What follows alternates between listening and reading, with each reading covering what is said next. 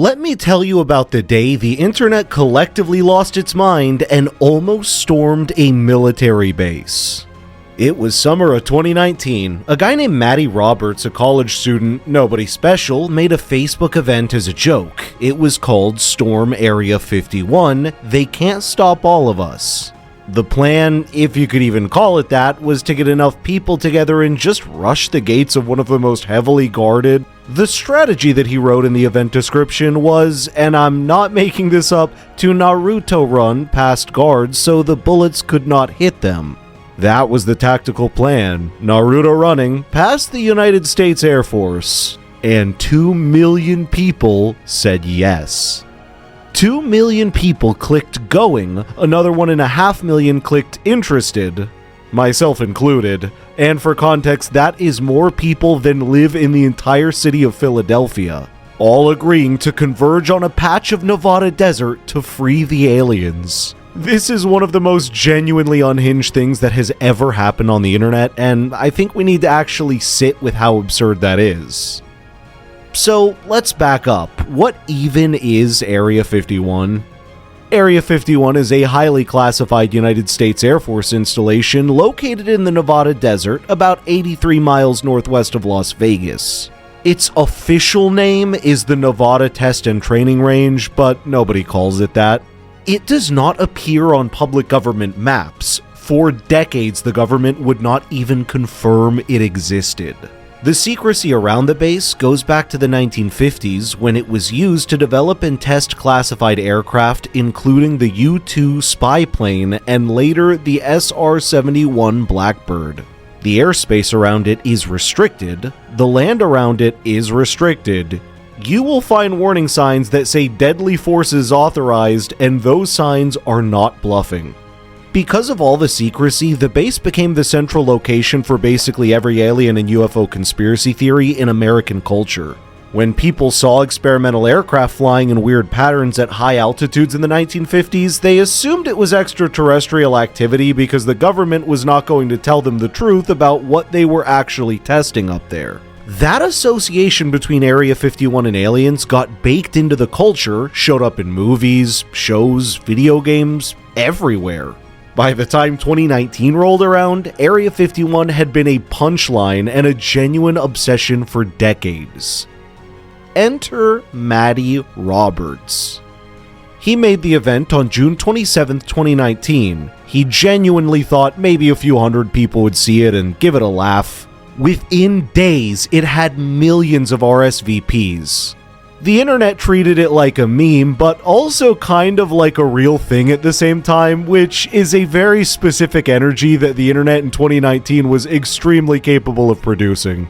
The jokes were everywhere. The Naruto run meme took off again. People made elaborate plans for how to distract the guards, what to bring, what the alien rescue operation would look like. There were entire strategy threads. And then the government stepped in. The Air Force released a statement that said, and this is a direct quote, "The U.S. Air Force always stands ready to protect America and its assets." End quote. That is as close to a threat as a military branch can get while still being technically professional. The Lincoln County Sheriff's Office in Nevada started talking about emergency declarations. Government officials started using the word illegal. Matty Roberts got a call from the FBI. Just the FBI called him. A college kid made a joke on Facebook, and the Federal Bureau of Investigation called his house. At that point, he tried to call the whole thing off. He said publicly that it started as a joke, that he did not want anyone to actually do this, that he was scared, and I do not blame him.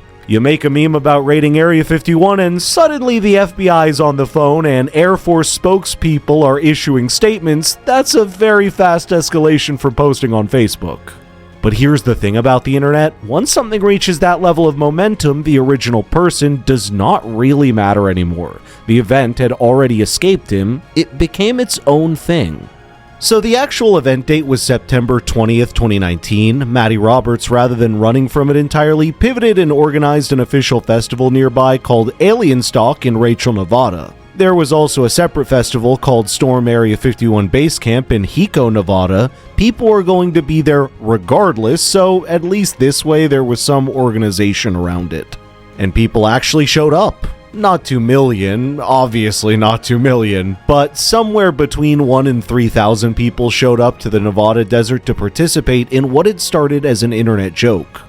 A handful of people did actually approach the gates of the base. Some of them were detained. One person was arrested for trespassing. The guards at the base, some of them reportedly did the Naruto run back at the crowd as a joke, which is the single funniest thing any government employee has ever done in the line of duty. No aliens were freed, the base was not stormed, nobody got shot. It was mostly people in alien costumes taking pictures in the desert and having a weird but ultimately harmless time. And I think that is the most interesting part of this entire story. Because 2 million people clicked going.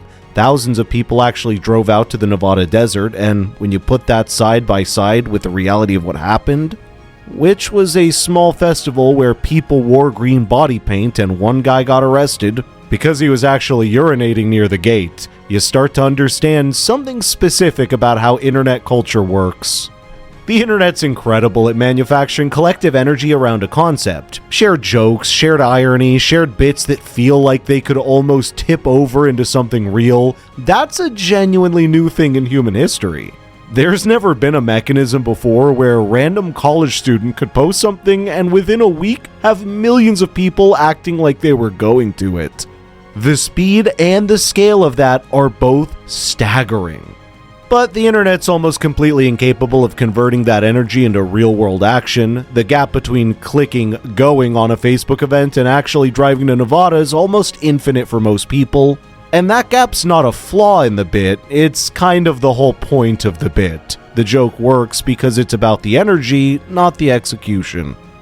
Matty Roberts understood that eventually. He turned it into a festival. The festival happened, people had a weird time, he moved on. The Air Force went back to doing whatever the Air Force does in that desert. But the moment itself, that summer of 2019 when 2 million people looked at a joke Facebook event and collectively decided to act like it was real, that is genuinely one of the more interesting cultural events of the decade. It was the internet doing something the internet had never quite done before at that scale. Pure collective ironic participation in something that was also kind of not entirely ironic. And somewhere in a Nevada desert, there are still warning signs that say deadly force is authorized, and somewhere out there, Matty Roberts is still probably getting recognized at restaurants by random people who want to talk about the time he almost got the internet to storm Area 51. He didn't free any aliens, but honestly, as legacies go, that's not the worst one.